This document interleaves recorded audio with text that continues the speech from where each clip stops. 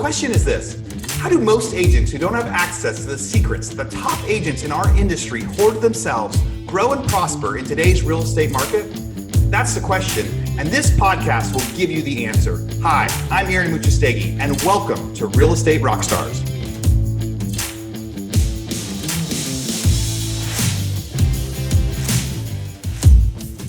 Hi, Real Estate Rockstars. This is Aaron Muchastegui, and I am so excited to share with you our newest head podcast sponsor. And this is a company called RentReady. RentReady is a landlord-tenant software that has everything you need to manage your rentals from your phone or your computer.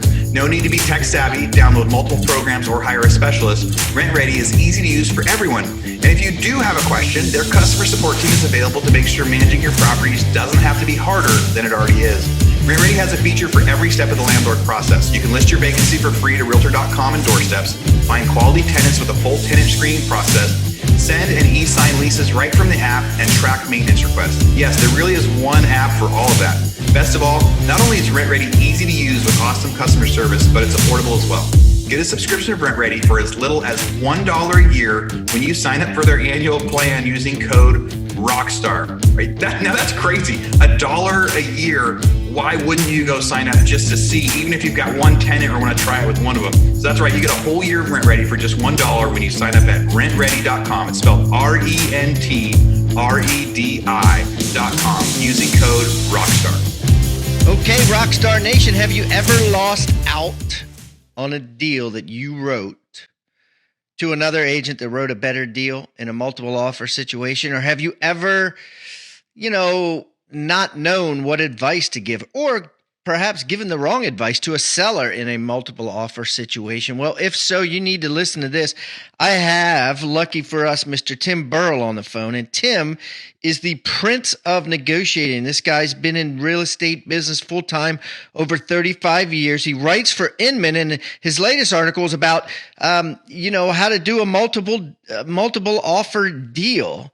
He's out of Raleigh, North Carolina, and he jumps around because he's got kids in Colorado, originally from California where he was an attorney. And he's got a ton to offer. So get your pencils and papers ready. And without further ado, welcome the Pat Hyben Interviews Real Estate Rockstars, Mr. Tim. Hey there. Thanks for having me. Why don't you give our audience a little bit of background on you, Tim, maybe whatever I missed in the introduction? I've been selling real estate, like you said, forever. It'll be 36 years this September. I started in Southern California, outside of Los Angeles, area called the South Bay, predominantly Palos Verdes. Moved to Raleigh 19 years ago. For a while, I had real estate teams in Palos Verdes as well as Raleigh, so I was America's first bi-coastal realtor. That was all kinds of fun, trying to run two teams in two different coasts with two different markets. My biggest thing is to try and change the culture of negotiating amongst realtors. I've written a book called Create a Great Deal, The Art of Real Estate Negotiating. Been very well received. I've had a large number of trainers that have endorsed it and used it. Brian Buffini uses it in his training program. The other thing I do is to teach continuing education classes to try and improve the quality of negotiation amongst realtors in North Carolina. They can get it for continuing education credit. The biggest thing to know about me is I am very family-oriented. Married my elementary school sweetheart back in 1969. So we've been married for, it's sneaking up on 46 years. And my family really is the center point of my life. But I love real estate. I love helping out, and my primary talent is negotiating. And I've found that the vast majority of realtors think they are phenomenal negotiators, and the vast majority of realtors are not phenomenal negotiators. Yeah, I guess that kind of comes last, or not at all in the classes that they teach. They're too busy teaching about how not to get your license revoked than they are about how to negotiate, because that's almost a negative term for some realtor associations or companies. They shy away from that. So we're going to teach that today. We're going to go hard and fast on how to win, because that's what it seems like the agents need to know. So Tim has this cool thing, 5 ways to win with your buyers. and 5 ways to win when you're working with sellers. So let's start with buyers, Tim. What's the first piece of advice that you recommend all agents do when in a multiple offer situation? The first thing you can do is most people will sit there and try to win on the price. One of the things you can do to be much more successful is win on the terms and the quality of your buyer. If you've represented a large number of sellers with multiple offers, you don't select only on the price. So let me tell you a story that's a good illustration. I represented a bank. We had 6 offers on a particular property. I'm uploading the offers into Equator. It's on a Saturday, which is weird that the asset manager happened to be working. I got the 4th one in there, and he accepted it before I even got the 5th and the 6th one in there. Well, the person who was the buyer was clever enough to put all of the purchase price as earnest money, except $1. And the biggest thing as far as this asset manager was concerned was being certain that the sale would close. Well, this showed him for sure it's going to close because after 10 days of the inspection period, that money was gone. Nobody's going to not close to save $1. So I called the guy up and said, hey, I have to present all offers. What are you doing? He says, fine, present them. I've got the one I want. So what this story illustrates is you find out what is the most important thing to your sellers and give them that term. So if you can win on terms, as an example, you know that the kids are in school and that the parents are very family oriented and they want the kids to finish out a particular semester. Give them a closing date that lets them finish out the semester. You might not have the highest price, but you'll be the terms that they want. And so, okay, they miss a little bit of money, but they get what they want for family values. So knowledge is power, always has been. Millions of people have done that for that quote. So find out what it is the seller wants and give it to them. Rockstar Nation, this is Aaron Amuchastegui. Hey, I hate to interrupt the current podcast that you're listening to, but I am so excited to share this with you. I just finished interviewing the original host of this podcast, my good friend, Pat Hyben. I got to talk to Pat about how he started his real estate career and a whole bunch of tips and tactics that he used to be successful. So if you haven't listened to it yet, go check out State of the Market number 49. On there, I get to talk to Pat about all those different things. And in there too, he talked a lot about his 6 Steps for 7 Figures book and training program that he built over the last couple years. And I realized I haven't done a good enough job of reminding all of you lately about all of the resources that we've built for you out there. So if you want to check out Pat's course, we've got like a 3-minute summary video when you go to it. It includes so many easy to follow tips that you can follow on it like a day-to-day basis. You get email reminders, all sorts of different things that come with that course. You find that, you go to rebusuniversity.com, R-E-B-U-S, rebusuniversity.com. Look at courses. You can find the 6 Steps for 7 Figures book. And really, there's a whole bunch of other courses in there too. Our normal prices used to be $1,500 or $2,000 a course. These are real deal professional courses. But now during quarantine, a lot of them are priced down to like $90, $95. So we've slashed the prices so we know right now is a time for everybody to be focusing on growth and education, especially while they're feeling like they don't have as much to do. And if you go in there and you figure like there's a lot of different courses you want, maybe you don't want to buy the a la carte. You can go to futureofrealestatetraining.com and you can get access to all of our different courses for $97 a month. I think there's a discount on there if you go a year, or there's even like a lifetime option that you can pay to get access to every course we ever put on Rebus University for as long as we have it. So go check out those options, Rebus University or futureofrealestatetraining.com. All right, back to your podcast. Sorry for the interruption. That's brilliant. I love that story. I mean, talk about putting your money where your mouth is, right? If you're going to pay cash, what's the difference, right? I mean, put a earnest money deposit the same amount, then all you got to do is bring $1 to settlement. Woo! And a bank as a seller. I mean, brilliant on that guy. Okay, number 1 term. So what's number 2? Another one that you can win on is not on price, but this is also a way to do an end run on the competition. Try to win on emotion. Try to be the one where those sellers really want to sell to your person. Again, let me illustrate it by my own experience. An experience where I lost. I was out in Palos Verdes, had some people who were trying to buy a home in a neighborhood that I lived in. So I knew the neighborhood very well, and I knew the other agents fairly well.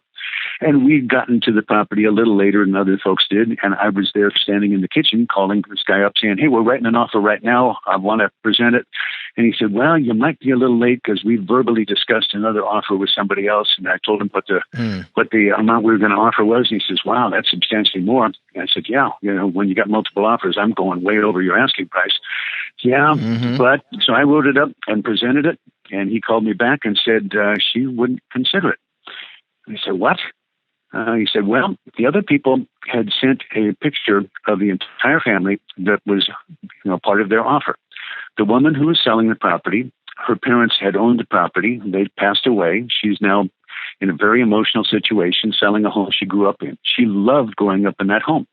In the picture that they sent was a 7-year-old girl who was the spitting image of this woman. So this woman sees herself having the opportunity to grow up in that house again. In a very emotional context, she decides it's more important to me to feel good about this in what's now a difficult time than to make thousands of dollars more money. Well, she was, getting $1 million worth of a sales price, and the property was clear, so she was getting a nice piece of change. But to me, $50,000 is a lot of money, but she wouldn't hear of it. She verbally said she was going to accept the other one. She's going to stick with that. I explained to the other agent, hey, she hasn't signed anything. She can consider mine. He said, I presented it. She rejected it. So this is rather extreme. You won't always get that sort of emotional situation, but if you can write some kind of a letter of how you love the house, if you can show them that you are the right person to properly maintain, say you find out that they custom built this house for themselves. If you can show that you're the right kind of buyer who's going to take care of the property that they love, if you can show that you can fit into the neighborhood, if you can do something to differentiate yourself from the hordes, from the rest of the folks, and then, win on the emotion. The emotion as opposed to the terms or the price. Yeah, people underestimate emotion. I mean, they really do. I mean, why? Listen, if you're in a multiple offer, why wouldn't you take a picture of every family in every? I mean, it takes 5 seconds now on a cell phone. So why wouldn't you do that? And it does work. That's great. Great advice. Great story. Okay, what's 3? 3 is, let's get down to basics. Most of the time you're going to win on money. And most of the time you need to be the highest price. And I'm doing this webinar on multiple offers on August 25th. And one of the terms that I always have a poll. I've done this webinar a couple of test times. I put the poll out there and say, okay, what's the most important piece of information that you need? And give people a whole bunch of choices. The vast majority of them don't guess what the right information is. The critical thing is how many other offers are there? Because then you can have an idea of just how high you're going to have to go. Let's say there's only a couple of them. You might even get away with a price that's not even up to the asking price. If you got 5 to 10 of them, you're going to be going, you try to visualize what somebody else is going to do. Well, that somebody in there is going to, go way over the asking price. And if you want to win, you need to beat that number. If you got someplace around 15 to 20 of them, you're going to need to really pull out all the stops and find something that is dramatically higher. The thing you do is to, just like on eBay, you snipe. You call up the listing agent shortly before the time limit, find out how many offers there are, have your buyers ready so that they know what they're going to have to do given the number of offers. Put the thing in there and submit at the last moment. The other thing about the number you submit is try to guess where everybody else is going to come in. In Raleigh, North Carolina, we sell a lot of properties in the 200,000 range.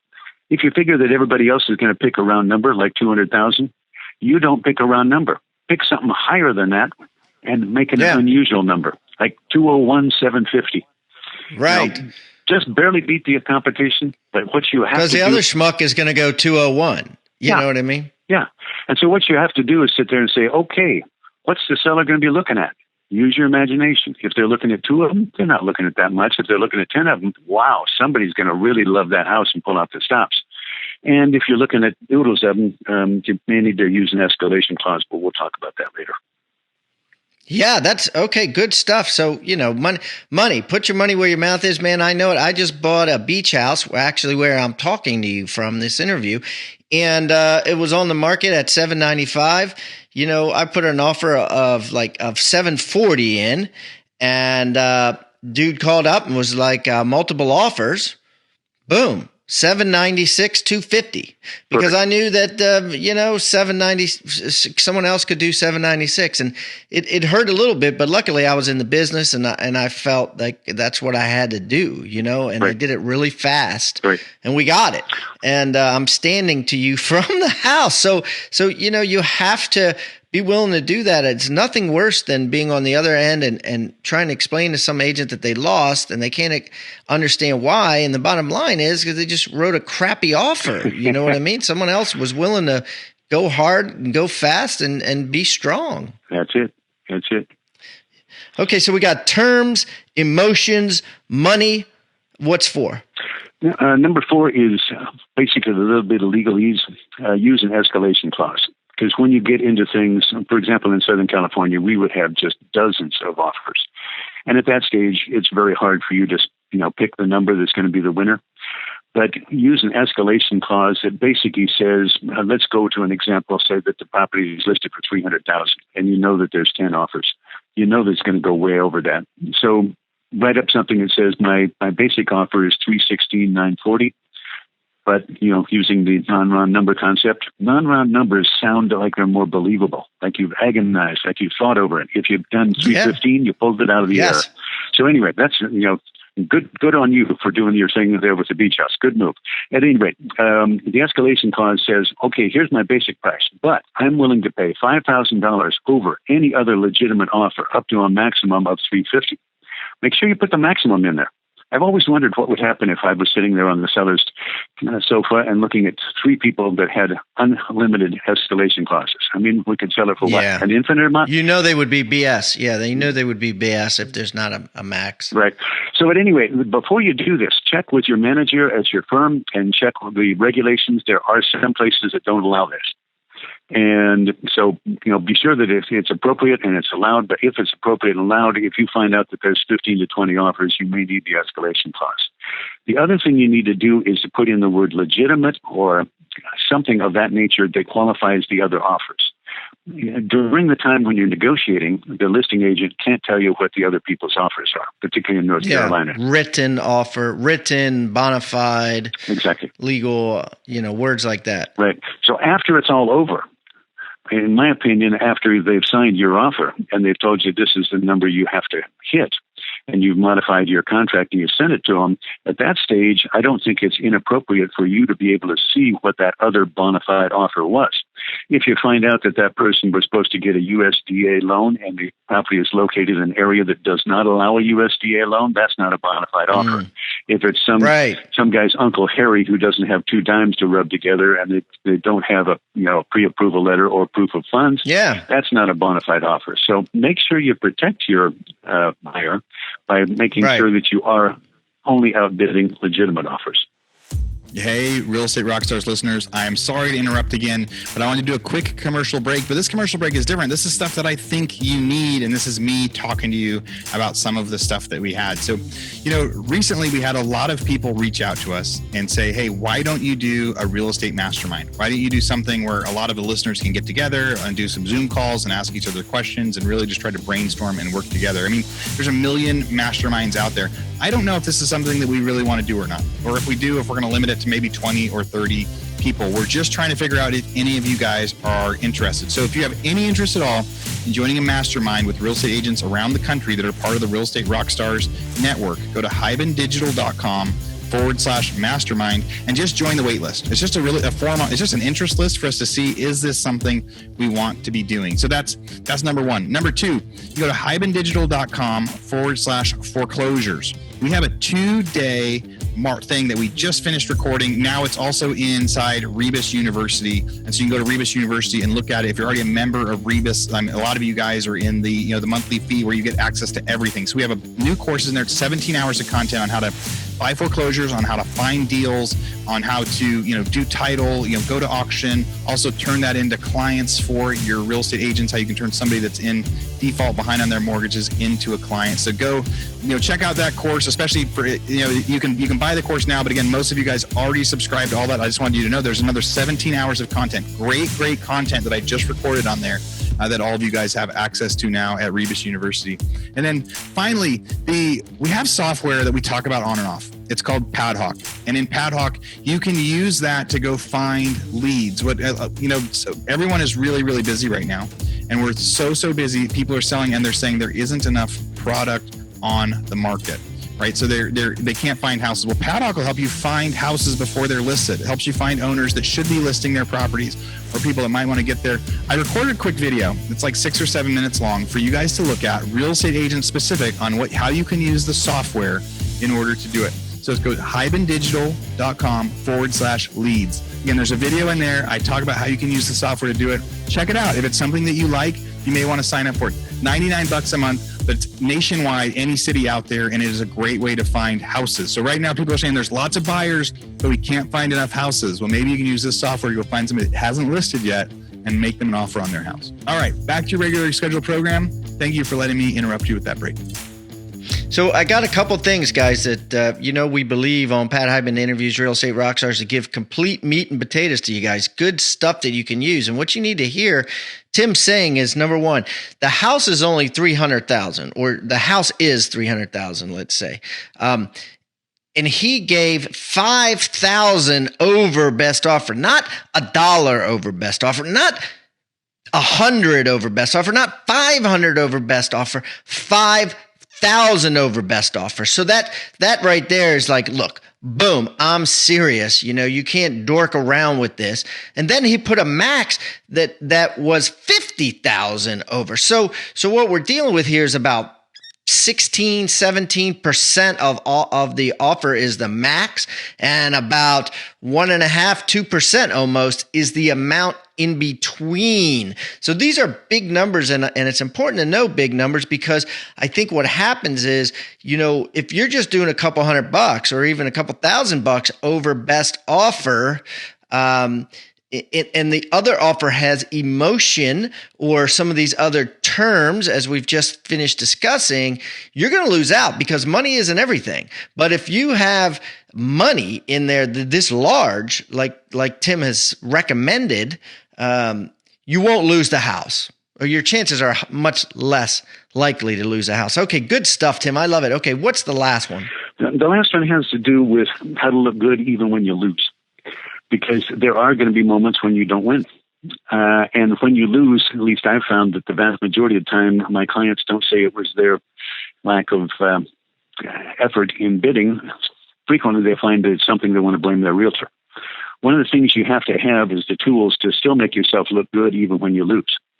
What you want to do is go out and sign up a backup offer. And a backup offer is a wonderful tool that says, okay, you've got a first place offer in place and they've signed that. You want to get the seller to sign your backup offer that commits them that in the event that first person cancels, you instantaneously have a binding contract that says you get to buy this property on certain specified terms. The wonderful thing about a backup offer is it's a one-way deal. You get to control their property. In other words, if something happens to that first offer and they cancel, you control it. You're getting to be able to buy it, and they don't get a chance to go out and open up that bidding war and try to run it up even higher. The second thing is they don't control you. So you as the buyer, you get to go out and go shopping. If during the time that the other buyer is doing their inspections and doing their other stuff, you find something better, you put that property under contract or in escrow, depending upon what your terminology is, and then you call up and you cancel your backup offer. So it's a way to look good that you still have a lot of quality and control and ability even when you don't win.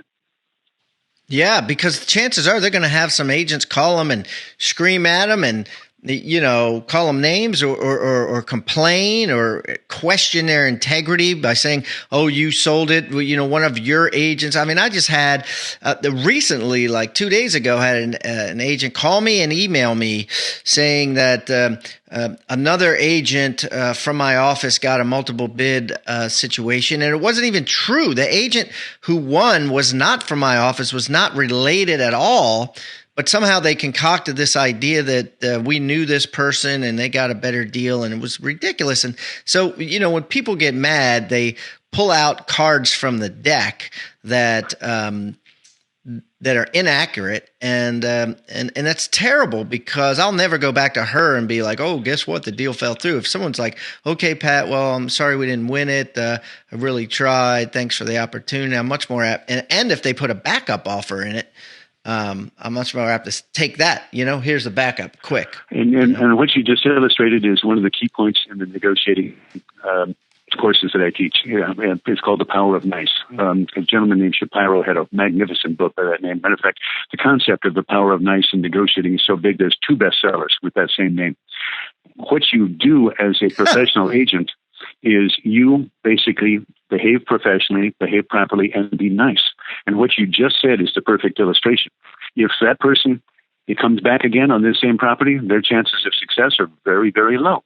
If instead you have somebody that when you call them up and say, I really thank you for your work, they either A, put in a backup offer, or B, thank you for the opportunity, then, next time around, we work with the same people over and over and over again. And it's one of the things that we'll be talking about in the seller's part. But the power of nice is huge. And so get something for all those years of professional behavior and proper treatment over the other agents, because when you show up, you're going to get a lot better representation of that buyer or that seller just because of who you are and all those years of being professional, being calm, and not insulting that works. people. You betcha. Yes, that works. That works. I love this. Terms, emotion, money, escalation, and nice. Those are the 5 guys. Listen to this 3 times and you'll win every multiple bid situation you're in. Okay, let's go on the seller side now. Tim, what do you got for the first one for the seller side? And this is on the seller side. We're going to go into on the webinar on August 25th. We're going to do the buyer side, we're going to do the seller side, and we're going to do what the agents can do. And so if people are interested in finding that, go to multipleoffersuccess.com and we'll be able to give you a lot more detail on these things. So Pat and I are just picking. Yeah, that's great. And I'll put a link to the webinar and a link to your website and all the information on hibandigital.com/Tim Burrell. And that's 2 R's and 2 L's, right, Tim? That's it. Yeah, Burrell. On sellers, the first thing to learn is when you represent sellers, it comes from experience. Don't pick the highest price. And for the vast majority of people, that's counterintuitive. They think the whole purpose of doing multiple offers is to get the highest price. Well, that's good. You want to get a really good price, but the first thing you look at is the quality of the buyer. You want to sort them out by the people that you're absolutely guaranteed to close. If you go to the horse races and you bet on a particular horse that stumbles out of the gate and never crosses the finish line, how much does your bet pay? The same thing applies in real estate. If you bet on the buyer that doesn't close, you completely change the dynamics, because when you're in multiple offers, all those buyers are begging you. They are just looking for any way they can have the opportunity to get this property. If you pick the wrong one, then the dynamics completely reverse themselves, because you're calling all these people who made those offers. Half of them have bought something else already. The other half of them are figuring, well, if this failed, there must be something wrong with that house. And gee, I don't have to outbid all these other people. They're begging me. I'm going low on the price. So the biggest thing you do when you start selecting those offers is to weed them out based upon the quality of the buyers. The folks that need 100% financing, that have an iffy pre-approval letter, that can't show you that they've got the down payment, that maybe they've got a commitment to this property, but maybe they don't. Those people get in the lesser pile. The folks that come in and say, I've got the cash right here. Here's my proof of funds. Oh, yeah, I've not only enough cash to buy this thing, but I got plenty left over to make sure that anything else that happens, I'm going to come through. So don't just show the amount of the house, or that you're qualified for the amount. I mean, let's say the house is 300, like in your example. If you show a pre-qualification letter for 700, it doesn't hurt you as a buyer, and as a seller, you're like, yeah, move that one to the top. That's right. That's right. And as a part of this process, if you've got some special feature, some special reason why this buyer will close, best illustration I can give you of that is, let's say Granny lives a block down the street, and you got a family with 3 kids, and they want the kids to be able to walk over to Granny's house and have her bake them cookies. You think they're going to bail out if they find a little problem in the attic? They're not going to give you a bunch of grief over repairs. So those are the people that really rise to the top. And okay, maybe they're 1,000 or 2 less. Big deal. They're going to close. And the biggest, I like that. Yeah, the biggest thing to learn as a listing agent is don't go through that miserable experience of looking horrible to your sellers when you picked the wrong person. And this, is the key ingredient. Don't be so fascinated by the price. Be fascinated by the quality of the buyer. Then look at the price. I give advice to my agents to get them to fill out a financial information form and hand it in with the offer, shoot it over with the offer. I mean, you don't have to put your social security number on there or your bank account numbers, but you could put the name of the bank and how much you have in there and that sort of thing. All that stuff helps. And as a seller, if I were to see that, I would say the same thing. The little repairs he's got the cash to do, and he's not afraid to show his assets, and I trust him versus the other guy who's, not showing me something. You know, Exactly. I like that. Yeah, if you got strong stuff, strut it. Put it out there. All right, what's the second one? This one is an item that really, if you're really good representing buyers, you'll come in and offer them the moon with a small picket fence around it, realizing that you're going to be able to use the appraisal to renegotiate the price later. You want to be able to, as a listing agent, cut off that move.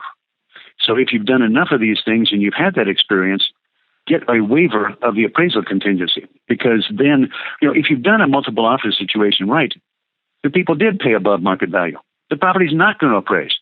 Because, with this bidding war, the people get carried away not only buying the property, but the emotion of the auction. They want to win, and they'll pull out all the stops and they'll go too high.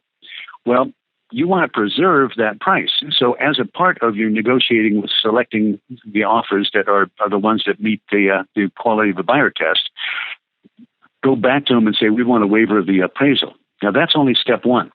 Step two, anybody can waive the appraisal. But step two is you got to show that you have the power to perform that waiver. In other words, show me the money. You want to see some kind of financial information that proves that buyer has the cash to be able to bring to closing, so that in the event the appraisal comes in too low, they've got the funds right there. So get the waiver of the appraisal, show them with proof of funds that you've got the money, and then you will avoid that miserable experience of having the people be able to outsmart you and renegotiate the price back down after everybody else has left and gone off and bought something else. Yeah, absolutely. That's key, because I like how you said cut that move off. It's like a game of ping pong, right? They're gonna that's classic. Oh, the agents tell them just put any price because it's got to appraise anyways. Well, if you're a seller, hey, cut that off and then counteract that move, or you may get a deal from a strong agent that tells their buyer, hey, waive the appraisal. It'll look that much better. Yep. I love it. Okay, what's the third one? Here is something that is dealing with setting expectations, and this is how to get your sellers to close gracefully and to go through the process. Part of being a really good agent is to predict the future for your sellers, excuse me, and let them know that you have the ability to explain not only what's going to happen now, but all the way out through the game. If you have a game plan that says this is what's happening now, and then next and next and next, you explain the entire thing and get their expectations set. In multiple offers, the winning buyer is going to get a huge case of buyer's remorse. After they sober up and they say, oh, I won the bidding war, they're going to then go, and I paid what? Well, they want to have some victory between the point of signing the contract and the closing. And normally the payback, and this is what you have to warn your sellers about, is there's going to be some payback. You stretch these people beyond a reasonable limit, and they're going to pay you back in some manner. So explain to your seller that there is going to be a payback, and at some point there's going to be something that happens normally on the repair request. So warn them that these people that you've been talking about, that they're so nice and they'll love your house and Granny lives down the street, they're going to come up with an inspection report and a repair request that will choke a horse, that will just have absolutely everything that you can think of that might need to be tuned up in that house. And let them know that's going to happen. Now, they got plenty of money because they just sold the thing for an outrageous price, so they can do all those repairs. So when that happens, they are expecting it to happen. It's just another part of the game. This is normal. That huge inspection request. They stay calm. Life is good. If you don't set the expectation, then when the people come up with this thing and all you've been saying is nice things about how that agent is so wonderful and these people will be perfect for your house, etc., and suddenly they insult you with this horrendous request for repairs, your sellers go ballistic. Once they get overly emotional, once a bell rings, you can't unring the bell. And so if they go really emotional, the rest of the process is going to be a bumpy ride, and it's going to be a lot more difficult. So if you've gone through multiple offers, a number of situations, set the expectation, tell the sellers what's going to happen. When it happens, they're calm. They think, oh, good, this is exactly what Tim predicted. He knows what he's doing. We're going to go through with his game plan. Life is good. No problem. We got the money. Okay, we will polish up all those little items that they'd ask to be polished. Yeah, it's great. And tell them, listen, imagine everything that could be wrong with your house. Now double that. That's what it's going to feel like. Exactly. You know what I mean? Like, good point. Like if you think they're going to ask $5,000 in repairs, then think then tell your sellers, they'll probably ask 10,000, whatever. So, super prepare them. That's great. That's awesome. I love how you walk through the psychology with them. And you know what this does, guys, is it's making Tim seem that much more of a professional when he sits down and he talks through to his sellers the psychological implications of winning a bid. This is what has proven to happen over and over again. It's likely to happen with you based on my experience. It just makes him seem that much more professional and an expert. So, okay, what's the fourth thing? The fourth one is that concept we briefly discussed a little bit earlier, the power of nice. And it's one of the things that I really differentiate the offers that I'm reviewing on behalf of the sellers based upon the quality of the agents. There's some people that I work with over and over and over again, and they're the kind of people that are going to close. I've got a reputation in Raleigh that, frankly, my deals are going to close one way or another. If I got to take and write a check at the closing to make it close, it's going to close. And it's going to happen right on time, and it's going to happen smoothly. So in addition to looking at the quality of the buyer and the amount of the price, if they're anywhere close, we review the quality of the agent or the lack thereof. And like Pat had mentioned earlier, if you got somebody who called up when they lost and accused you of all kinds of impropriety and this, that, and the other, well, fine. You remember that. Next time around, it's perfectly absolutely. Yeah, it's perfectly appropriate information. If you've got material facts, in my opinion, the quality of the agent is a material fact. It's something that your seller needs to know. So if you've closed a half dozen sales with this same agent, they've always closed gracefully, then mention that because it can make a huge difference in your seller's experience. And there's logic behind it. If you're a well-established, good quality, highly professional agent, your buyers are going to be working with better quality lenders. You are going to have better quality inspectors. You're going to get inspectors that don't rile people up. You're going to have an entire team in place that is going to make the entire transaction go more smoothly. If instead, and one of my tests that I do when I have multiple offers is I give all of the buyers the same information. I give them a litany of what they need to do and say, this is what you have to do. Those that have a hard time even fulfilling the initial offer steps, that they're going to have a hard time closing the transaction. Point that out. So the power of nice is huge. And this is something where truly professional, decent, good quality agents finally get rewarded for all those good deeds that they've done through all those years. And under those circumstances, I make a major differentiation between the quality of the agents, provided there's anything that is close. I mean, if one buyer is just a slam dunk and way above it, then fine. The quality of the agent is not going to win the day. But if there's any kind of decent competition, I'm going to highly recommend that we go with the good quality agent who's going to make sure that we get a good experience and we close on time. That's awesome. That's awesome. Okay, so what's the fifth one? The fifth one is to avoid any even appearance of impropriety. And you'd mentioned this earlier when the people come up and try to accuse you of all sorts of things. You have to have an absolutely level playing field and something where everybody gets the same chance.